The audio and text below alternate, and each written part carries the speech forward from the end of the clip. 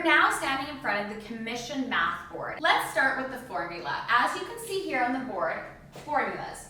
How many listings to get X amount of dollars? This is where you would put your financial goal. Once you have your financial goal, you can then go your goal number divided by 30,000. In your case, you would put your average sales check here, and that's going to give you your number of sales. After you know your sales number, the number of listings you need to sell, you can then times it by 2, and that will tell you how many homes you need to list, and that is based on the 50% closing rate.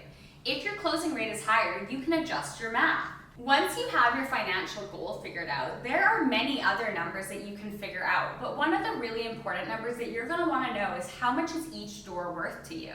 So remember when I said earlier in the course, whether they say yes or no to you at each door really doesn't matter.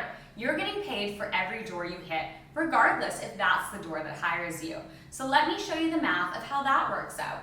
Let's continue using the same example as last time. So our goal is $400,000. So if we look over on this side of the board, the goal of $400,000 was 5,400 doors in the year.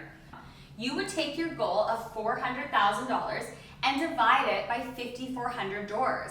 That's going to give you $74. We've rounded up to 75.